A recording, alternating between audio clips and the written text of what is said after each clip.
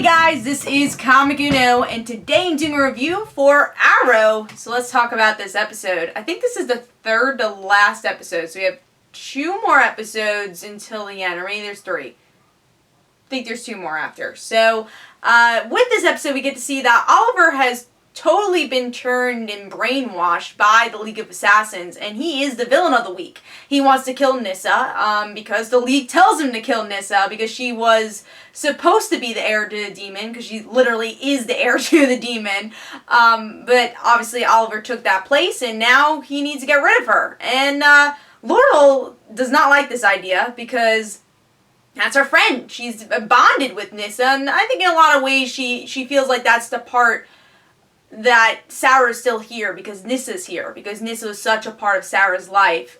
She wants to connect with Nissa because they have that in common. So we get to see that, and we get to see Thea. She wants to be a bit more part of the team. She wants to help her brother. She wants to help the team. She wants to be a part of something. And she is by the end. She goes into the Speedy costume, and Felicity and Thea have a little chat in the end where Felicity tells Thea that Roy's still alive, and we'll see what happens with that. But now, by the end, finally the flashbacks connect to the main story, which still don't care about, but oh well. The virus, the unknown virus that's been going on throughout these flashbacks, Oliver is gonna let go in Starling City. That's kind of his last due, and also he's gonna get married to Nissa to tie the knot and have the blood of Ra's al Ghul in the family still. And that's pretty much what's going on here. It's very much a character episode, which I loved. And since this is a character episode, I kind of want to go character by character and how I felt about every character here, because that's really what happened. Yes, the story progresses with the whole serum, which I'll just say the one bad thing of this episode was the serum. I'm still not caring about the flashbacks, and them connecting it to the present still doesn't make me care about this virus. And we all know that the kid dies in future episodes, because they already spoiled that for us in the actual episodes. But I will say it was kind of cool to see Katana and her whole gear in the promo, so that was kind of cool. So story-wise, it's interesting, I guess. But let's go character by character, and I'll go least important to most important for the episode. So I guess Diggle we'll talk about first. Diggle and Malcolm. Well, Malcolm was hardly in the episode. I'll just pair him up with Thea. But yeah, Diggle in this episode I thought was good. You know, I liked his character here because obviously his wife is kidnapped. But what I love is showing the brotherly bond that Diggle and Oliver had with each other. And Lila saying that, it's like, you know, he kept missing his brother until he met Oliver, and he kind of didn't fill the void, but he was happier, and he found a brother again with Oliver. And now his wife was kidnapped, and he's like, I really don't care what happens to Oliver because he's been brainwashed, and this is not our Oliver. Oliver is gone. He's dead. Maybe that was easier to accept because of the mid-season finale where he actually does die. So that's what's going on with Diggle. It's an interesting brother-in-arms type story going on, and I did enjoy that. Let's move on to, I want to say Felicity, because I even though she's not the least important, I do feel like Laurel has a bit more story in this episode. But yeah, Felicity was great, and mostly because of her scenes with Thea, which I'll get more into once, obviously, I talk about Thea, my favorite character. But I really enjoyed her interaction with Thea, and that's pretty much what's going on here, and also her grief of losing Oliver once again, and loving Oliver, and just, you know, every single time she admits her love to Oliver, Oliver's taken away from her, and it's this sadness, but also trying to do something, but it's kind of in the same vein as how she felt in the mid-season finale when she lost Oliver. We're kind of seeing this parallel again. Some characters deal with it differently, but Felicity kind of dealt with it the same way. Let's move on to Nissa and Laurel. I thought they had some really great scenes. And one thing I want to say about this episode in general, I thought this episode was much more comic booky in a lot of ways. You get to see the double life a bit more in this episode, which I feel Arrow kind of lacks in, especially as we get into the end of the season. It kind of lacks in this civvy type story, which I love seeing civvy stories in superhero comics and superhero TV shows, which I think we get to see in Flash a bit more.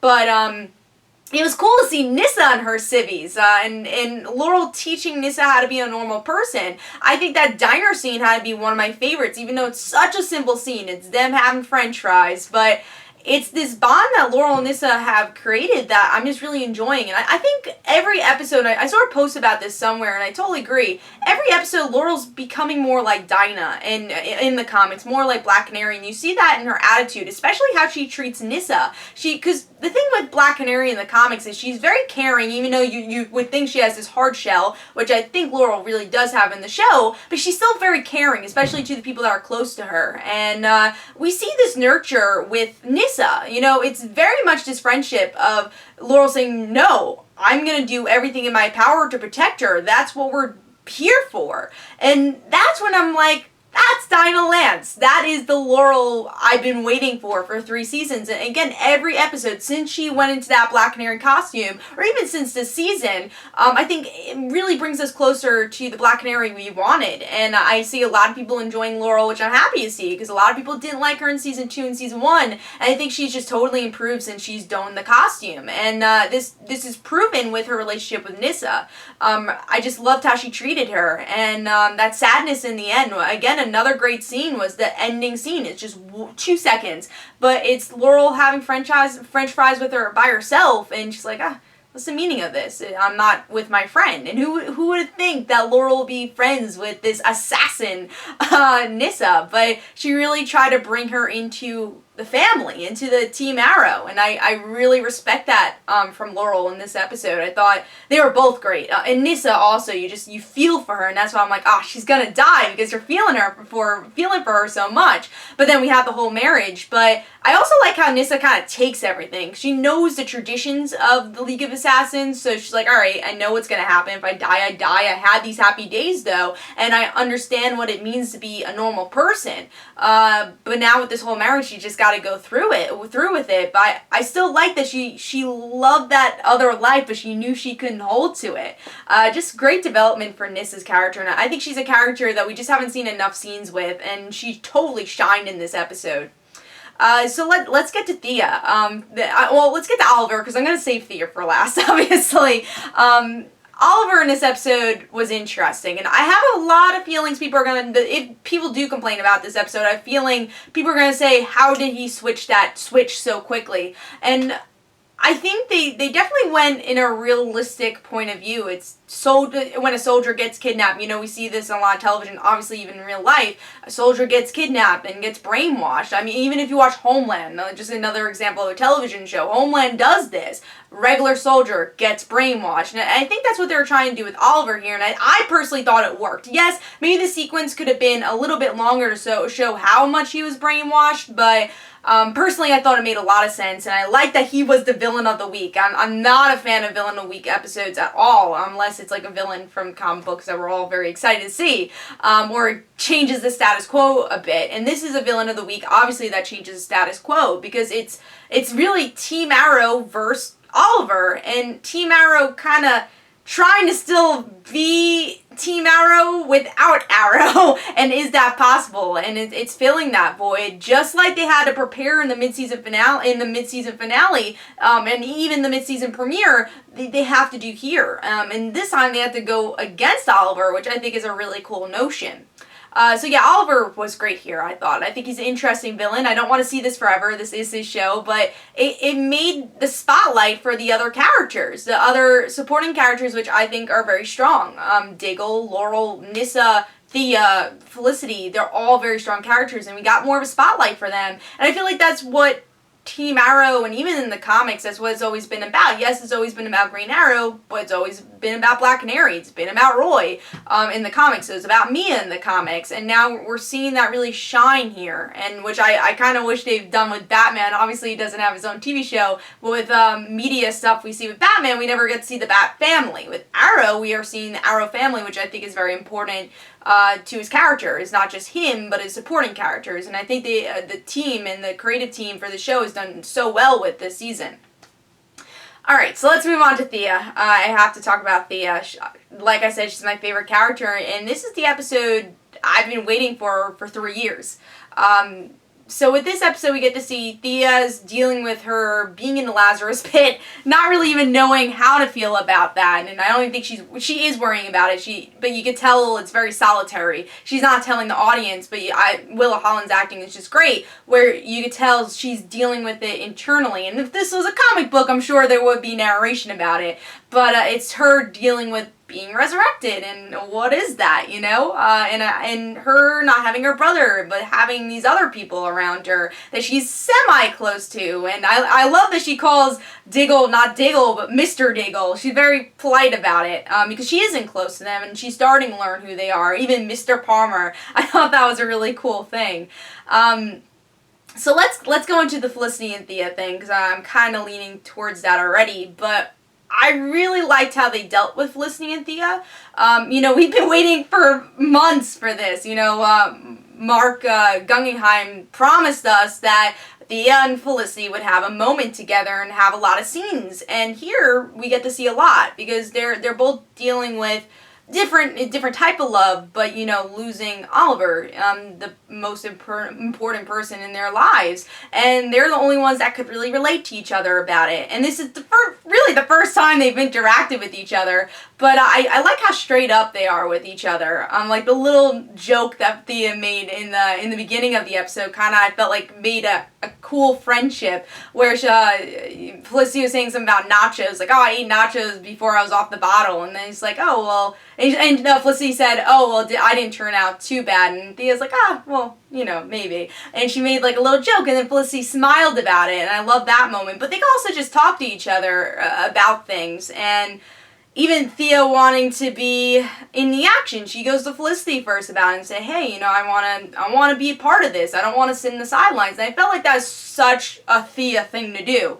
I think it really stayed true to her character, because Thea is always that character that everyone pushes to the sideline because they don't want her to get hurt. But she's always the one who says, hey, I can handle this. Tell me the truth. Let me be in the action. Let me do something. And that was kind of Thea to a T, and no pun intended, but that was Thea to a T in this episode, was, her wanting to help. And she says, I want to be a part of this. I don't want to sit in the sidelines. And she kind of is part of this family at this point, being in that circle.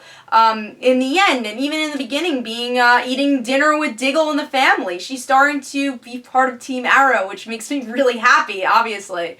But I love the way they do it. I love it's Thea wanting the initiative and her understanding where Oliver's point of view is, especially when Malcolm tells her the truth and saying, well, yeah, Oliver is brainwashed. And she's like, well, I know how it's feels to be brainwashed, and I want to help him.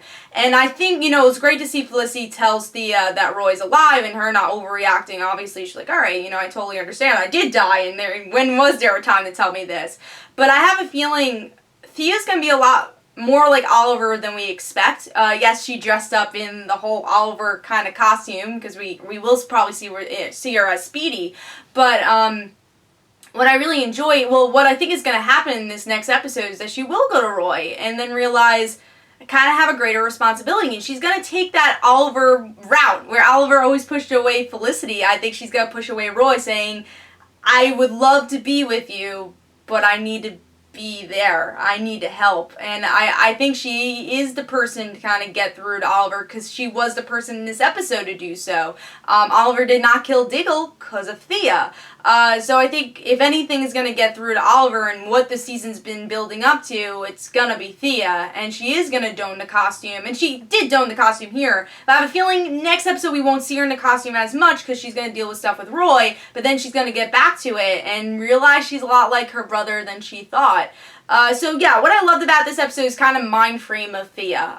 Her wanting to help and her asking Malcolm for the costume. And we all know that's what she asked for.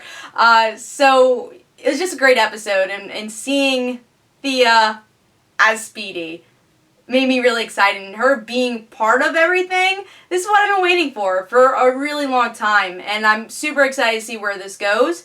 And I like the direction the show's going in, because I think these final episodes are not just going to be about Oliver, but it will be about the Arrow team in general. And also, let's just mention that canary cry in the end. Love the canary cry, and hopefully we get to see that a bit more. But great character development episode. Just a wonderful episode, and I can't wait for these last couple ones. And then I'll be upset because Arrow won't be on until like October. But great episode. Let me know in the comments below what you thought of the episode. This is Comic Uno. Of course, I'll have a review for Arrow next week. Don't forget to follow me on Twitter. Don't forget to like my Facebook page. Also in the description below, there's links for my comic book, Like Father, Like Daughter. And don't forget to like Father, Like Daughter in the description below. And I'll see you guys later. Bye.